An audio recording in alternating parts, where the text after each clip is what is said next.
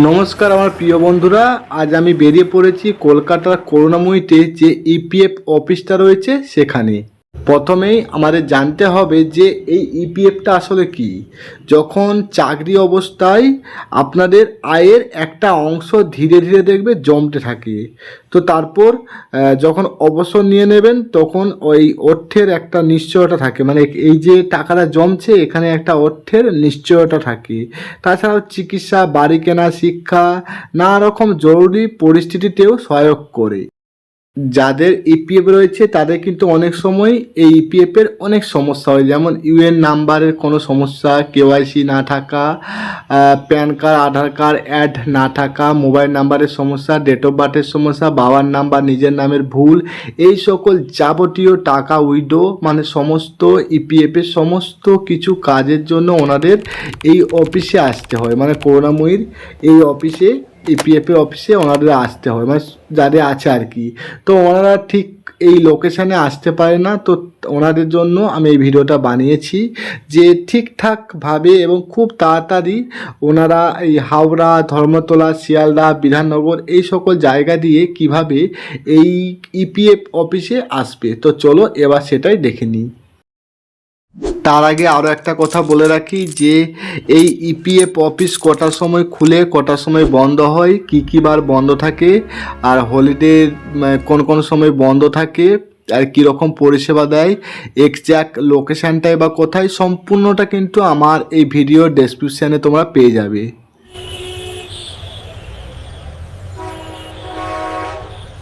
প্রথমে বলবো যে হাওড়া স্টেশন থেকে তোমরা এই ইপিএফ অফিসে আসবে কিভাবে। একদম সোজা রাস্তা, যেটা হচ্ছে হাওড়া মেট্রো স্টেশনে যাবে, ওখান থেকে মেট্রোয় চাপবে, সেক্টর 5-এর মেট্রো। তো নামবে হচ্ছে করুণাময়ী মেট্রো স্টেশনে। করুণাময়ী মেট্রো স্টেশনে নেমে 5 থেকে 7 মিনিট হাঁটলেই এই ইপিএফ অফিসটা তোমরা পেয়ে যাবে। আর হাওড়া স্টেশন থেকে সময় লাগবে 25 থেকে 30 মিনিট।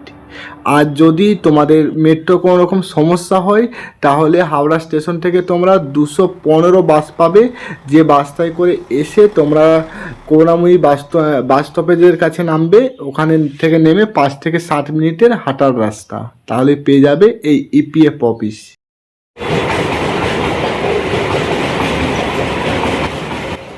এবার হচ্ছে বিধাননগর স্টেশন থেকে তোমরা এই ইপিএফ অফিসে আসবে কিভাবে। বিধাননগর স্টেশন থেকে অনেক অপশান রয়েছে বাসের, যে সকল বাসগুলো নিউ টাউন যাচ্ছে সেক্টর 5-এর অপর দিকে, সেই সকল বাসেতে তোমরা যদি চাপো তাহলে এই অফিসে আসতে পারবে। তাছাড়াও একটা বাসের নাম বলছি KB22। তো এই KB22-এ তোমরা চাপবে, 10 টাকা ভাড়া নেবে, 15 মিনিটের মতো সময় লাগবে। একদম করুণাময়ীতে এসে নামবে, ওখান থেকে 5-7 মিনিটের রাস্তা, হাঁটা রাস্তা, তাহলে তোমরা পৌঁছাবে এই ইপিএফ অফিসে। তাছাড়াও এই বিধাননগর থেকে আরও একটা সুবিধা রয়েছে, তা হলো বিধাননগর স্টেশন থেকে তোমরা নেমে বাইরে যে অটো টোটোগুলো দাঁড়িয়ে থাকে না, ওদের তোমরা 50-60 টাকার মধ্যে কিন্তু যদি যে অ্যাড্রেসটা রয়েছে অফিসের, করুণাময়ী সেক্টর 5 ইপিএফ এর অফিস যেটা অ্যাড্রেস রয়েছে, সেই অ্যাড্রেসটা যদি বলতে পারো তাহলে একদম এই অফিসের সামনে তোমাদের নামিয়ে দেবে।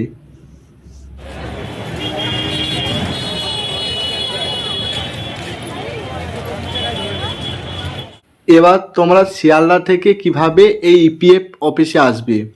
শিয়ালদা থেকে হাওড়া থেকে যেভাবে আসলে না মেট্রো, এখানেও সেম সুন্দর পরিষেবা হচ্ছে মেট্রোতে তোমরা চাপলে, সেক্টর 5-এর মেট্রোতে চাপলে, করুণাময়ী মেট্রো স্টেশনে নামলে, ওখান থেকে নেমে 5-7 মিনিটের হাঁটা রাস্তা, তাহলে এই অফিসটা পেয়ে যাবে।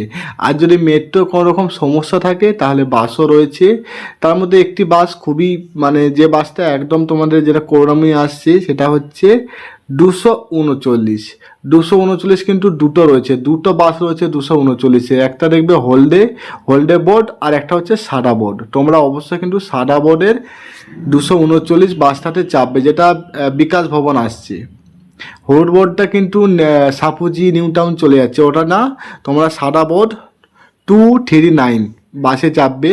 তারপর তোমরা করুণাময়ীতে নামবে, করুণাময়ী থেকে হেঁটে 5-7 মিনিটের রাস্তা, তোমরা পৌঁছে যাবে এই ইপিএফ অফিসে। এবার পড়ে রইলো ধর্মতলা থেকে তোমরা আসবে কিভাবে। ধর্মতলা থেকে তোমরা মেট্রোতে চাপতে পারো, মেট্রোতে সেক্টর 5-এর মেট্রোতে চাপলে করুণাময়ী একদম সেম প্রসেস, তোমরা ওখান থেকেও সেক্টর 5-এর মেট্রো পেয়ে যাবে। ধর্মতলা থেকে ওই করুণাময়ীতে নামবে, সেক্টর 5-এর লাইনের মেট্রোতে চাপবে।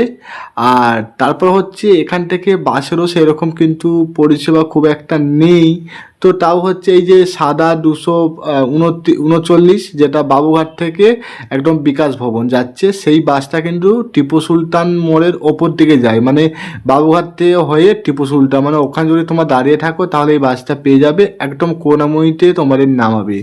তো ওখান থেকে নেমে 5-7 মিনিটের রাস্তা, তাহলে পৌঁছে যাবে এই ইপিএফ অফিসে। তোমাদের যদি কোনো কিছু বুঝতে অসুবিধা হয় তাহলে আমার এই ভিডিওর ডেসক্রিপশানটা একটু ফলো করবে, ওখানে সম্পূর্ণ তথ্যটাই কিন্তু আমি তুলে ধরেছি। এই যে হাওড়া বললাম, শিয়ালদা বললাম, বিধাননগর বললাম, ধর্মতলা বললাম, এই 4টে জায়গার আরও যে সকল অপশানগুলো রয়েছে সেই সকল অপশানটাই আমি ডেসক্রিপশানে দিয়ে দিয়েছি।